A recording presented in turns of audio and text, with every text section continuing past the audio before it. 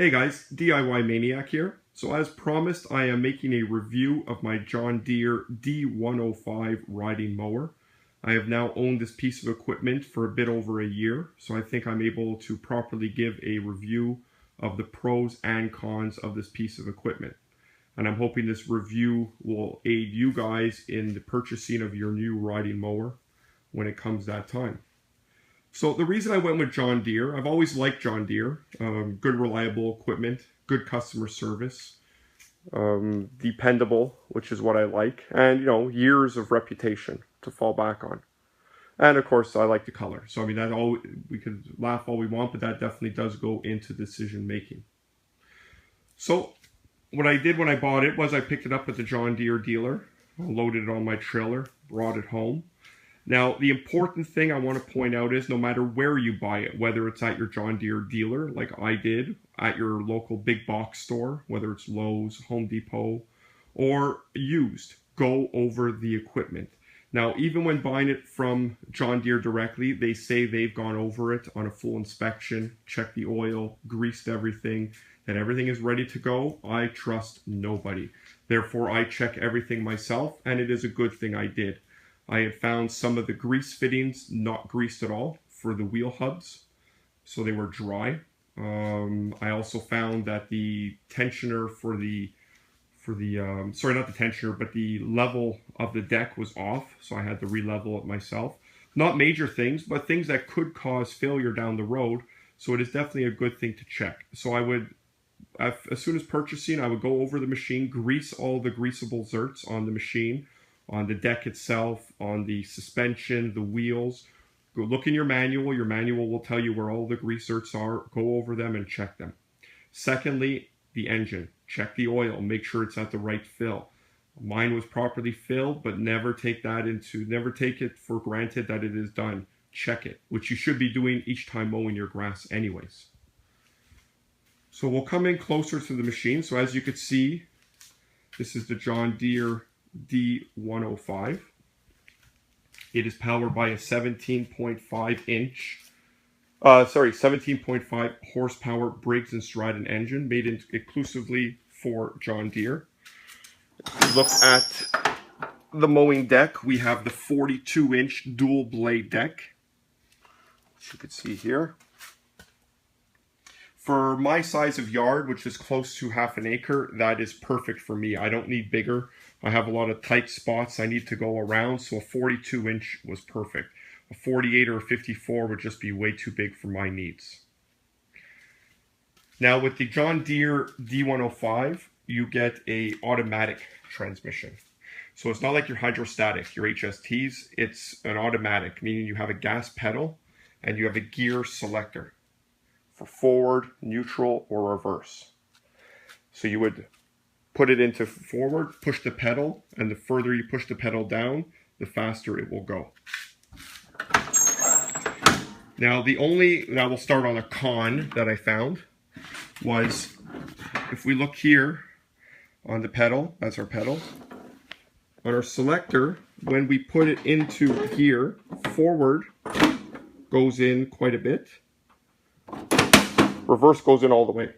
Now, I've read on message boards, everyone has this complaint or wondering why when the selector is put in reverse, it comes all the way back into its slot, but when it's forward, it doesn't. I've not found it to be a problem. A couple of times I thought it was in, but it wasn't. So, yeah, it is a con. I would have preferred it to securely, firmly go all the way in. But, I mean, in the 50 to 75 mowings I've done with the machine, I've only had it happen to me twice, and that was probably my own carelessness not putting it in, but it's still a con nonetheless. If we look over here on this side of the machine, we have our brake pedal, clutch, which I hardly ever use, except when coming up on a fence and I need to brake. You could brake like that, and that will also engage. Now you can engage your parking brake, which is a lever here, by pulling up, and that keeps the pedal forward for engaging the parking brake. And then push in with your foot, lever down, parking brake disengaged. On the left-hand side of the column, you have your engine speed as well as choke all in one lever. So by coming all the way up, you feel resistance, it clicks, you're on choke for cold starting. Once started, you could come out of choke, you'll feel a little groove, you can even hear it. I'm in full throttle, high throttle, or you could throttle down to idle when you're not mowing and you're just getting off the tractor to go do something quickly.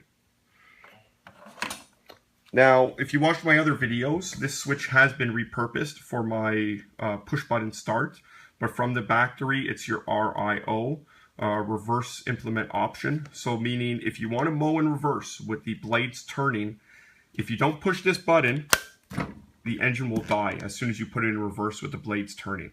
What you have to do is, before going into reverse, push the button, put your mower in reverse, now you can mow in reverse. It's a safety feature. I think it's stupid. I mean, honestly, if you're owning a tractor, you should be safe enough to know when you're mowing in reverse. So, as you saw in my other videos, I bypassed it, is now my push start. If we look on the center of the column, we have our hour meter. And what I put in, as you could watch on my other video, is your voltmeter. I put that in.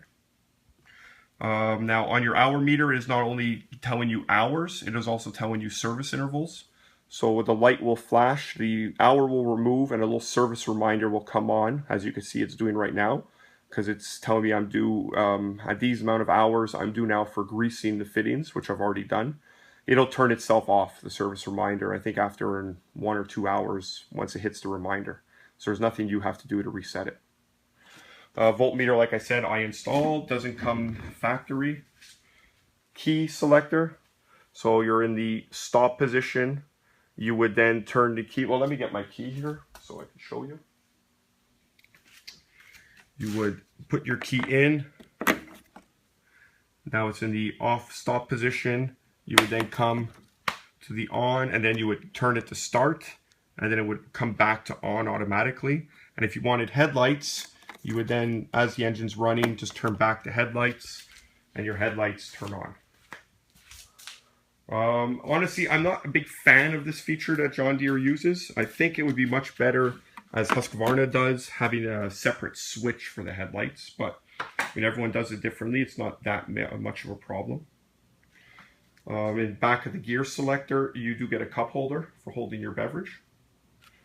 Very comfortable seat. I have no complaints for it. I mean, some people might say it's the backrest is not high enough. I'm 6'2", doesn't bother me at all. Granted, like I said, a half acre of land. I'm not out there for 10 hours at a time mowing a lawn. So I'm maybe not the best person to judge as far as comfort, but in the time I have been on it, it's not caused me any problems. The gas tank on the John Deere is under the seat. From my calculations, it's a 10 liter. It'll hold 10 liters, bringing it to full. I think it's a good place for it. I like it back here instead of under the hood like on some of the competitor models. For me, it's not a problem back here. Big fuel cap to unscrew. It has its own tether, so you can't lose it. The seat is supported by 2 big springs for giving you comfort. In the back, you have some mounting holes. That's for the optional canopy that you could put over. You'll have the holes in the front and the dash too. That will give you a canopy, a sunshade.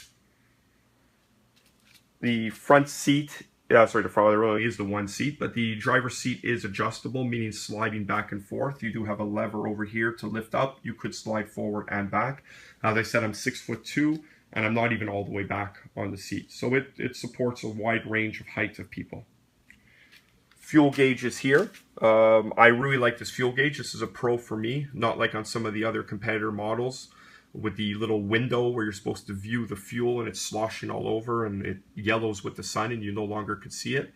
On this one, it's an actual gauge with a float in the tank. So as you can see right now, I'm a bit under full, but it moves around and drops down as your fuel level goes down. Once again, if you watch one of my other videos, this is an accessory I put in, which is a 12-volt receptacle. You can watch my other videos for that. Now the D105 and the D110 do not come with it factory. I believe the higher models like the D140, maybe even the D130 have it. Don't quote me, but I put that in myself. So you can refer to my other video if you want to see how that was done. On the higher end models, you have cruise control, which would be in this spot here. The D105 and the D110 don't have it. Honestly, for my size of yard, I don't need cruise control. My heart goes out to you guys mowing 3 to 4 acres. Yeah, then you probably definitely want the cruise control. Another con is going to be the chute, or the exit chute for the mowing deck. It's decent. It's very flexible. I've hit it up against walls. It didn't crack. It bent. Now, the way John Deere made it was it's supposed to lift up, and then there's a plate under here that you would pull and lift, and it locks the chute up in the up position. It doesn't hold. Once you hit a little vibration, it knocks down and the chute comes down. So one thing you could do, which a lot of people do, is a bungee cord, drilling a hole into the chute, having a bungee cord that you could pull up when coming close to objects. Because definitely, yeah, the John Deere system, maybe it was on paper it was a great system as far as that piece of metal being able to hold the chute up, but once you hit a bump, it just flaps back down. The resistance isn't enough. Maybe something I'll look into doing, modifying myself with that piece of metal that John Deere did put there, making it a little more rigid to hold up in place. So here's your back tires, Kenda tires, decent sized tire, a lot of grip. I don't have much hills. I do have some very steep hills around the house, and I am able to get up with no issue whatsoever. But a 45-degree grade, and I have no issue. I should maybe even a little more than 45. I back up it, and no issue whatsoever. Front tire's a little bit smaller. Good grip on them. Now, if we look under the hood, oh, sorry, I'm going to show you, I guess, a couple more features on the front of the machine. So your PTO is not push button, it's not electric, it's lever. So it's right here. So when to engage your mower deck, you would pull up on the lever, and that engages the deck, and then pulling down on the lever disengages. On the steering wheel, this is aftermarket accessory, which I put on from John Deere, which is your spinner knob. I love it. I should have got it sooner. It's such a great accessory for when mowing the lawn. Makes minor adjustments so easy, making tight turns much easier. I definitely highly recommend you guys get this for your mowers. I'll touch a little more on the mower deck height. So you could go anywhere from 1 inch to 4 inch. I usually mow at 3.5. That's where I usually keep her. End of the year I might bring it down to 3, cut a little shorter for the fall, but I usually keep it around there. And in storage I keep it all the way down, so if the kids are in the garage and they step on it, it's not rattling all around. So, nice 1/4 inch increments for the adjustment, which is very nice.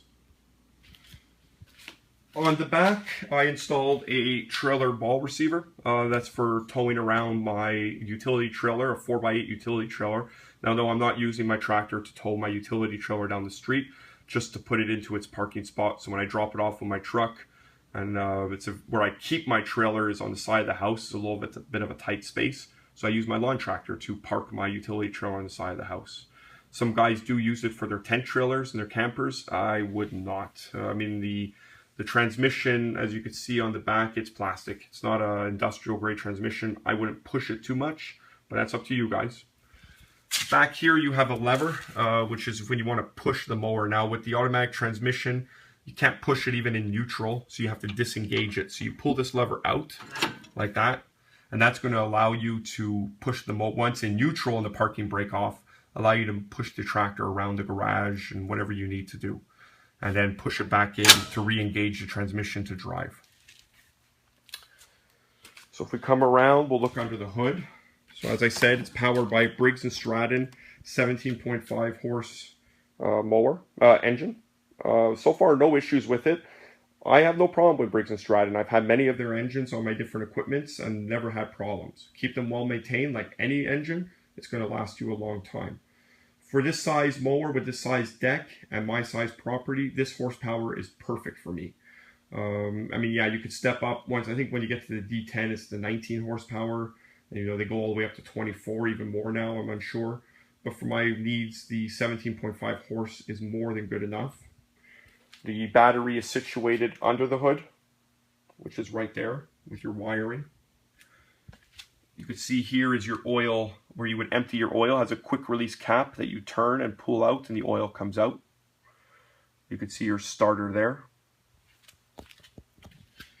Air filter is under this covering here, you turn the two locking tabs and the housing cover pulls off, exposing your cartridge style filter. Very easy to change, to remove. You just grab it, twist it, it comes right off.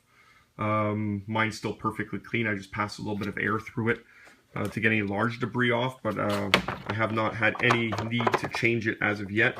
John Deere recommends changing it every 50 hours or 1 year. In my case, I don't need to put that expense out. It's still good, but I'll definitely keep checking it on a yearly basis. Fuel filter is here. This I change every year. Now you could go out and buy the John Deere fuel filter for $15, or you could buy this one for $2. It's the exact same model. No change at all. It just doesn't have the John Deere logo on it. You could go to your big box store and pick that up for a couple of dollars, but that's up to you guys what you want to do. Oil filter is right here. On this one, like on all my cars, all my vehicles, I stick with the OE oil filter. I won't slander any names, but I think you guys know what oil filter company I'm talking about. I'm not going to chance using their inferior products on any of my machines. So I will use the expend the money and get a John Deere oil filter. Honestly though, it's $8, $10 at your John Deere dealer. You change it once a year. It's not the end of the world. It's an automotive style spin-on filter. I would have preferred, and I might even adapt it myself, have a little drip pan here. Because what happens is when you remove the filter, all the oil drips on the frame. So John Deere would have been maybe nicer if they would have put something there, but not the end of the world, and something you could definitely modify on your own if you felt the need. You can see your steering linkage, solid front suspension on the control arms, cast steel, cast iron. Everything is greasable, serviceable. You can see you have your grease certs here. You have them on your wheels. Like I said, check your manual. I'm not going to go over them all. All the grease fittings are listed in the manual, and definitely grease each and every one of them. On your mower deck, you have the wash port. I used it twice, and I said, yeah, that's not going to be used again because it's useless. I'm not going to lie. Basically, it comes with, the quick release fitting that you put on with your garden hose. You would drop your deck down, turn your hose on, turn the mower blades on, and it's supposed to clean the deck. I never really found it did a good job. So what I do once a month is I remove the deck, turn it upside down, scrape off the grass, and pressure wash it. I think that's the best way to go. Because my fear is, since it's not doing a proper cleaning when using this, it's trapping water, and it's an aluminum deck, so it's not the end of the world, but still, I mean, let's not trap water or cause any kind of corrosion or pitting that we don't need to. Drop it back down, and we can see, the lighting's not the greatest. You have your belt for your mower deck under there with all your pulleys. This is how you would adjust your mower deck height. You adjust it from the back. There's one on each side with a nut on the bottom for you to level out your deck. To check the height, I check it with a tape measure. Now what I'm going to do in this video, I have a couple of extra videos of me driving the mower. A cockpit view, a view further back, seeing me on the mower, and a cold start of the mower. I did those earlier in the week, so I'm going to incorporate those into this video at the end. So keep watching after this video, and you'll be able to see it. So actually what I'll do right now is I'm going to stop the video here, and you guys are going to be able to see the cold start video. So we're going to go ahead and do a cold start. We're going to put our key into the ignition, to the on position. Choke on, I can break off, and we're going to go with the push button start. I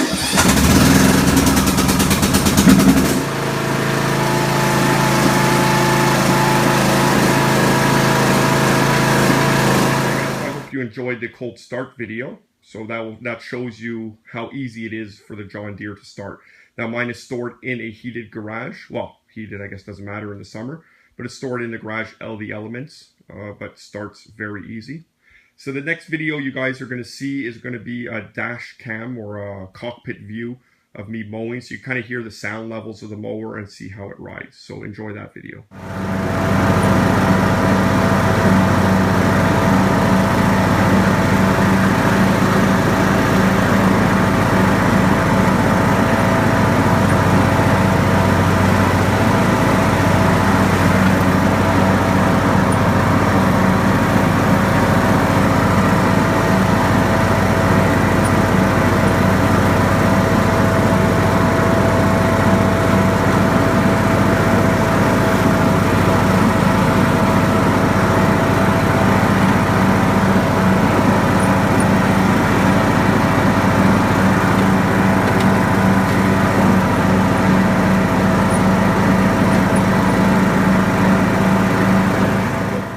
enjoyed the video of me riding around the back in a cockpit view.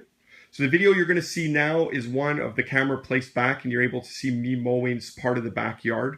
So you can see how the tractor maneuvers and how it drives around.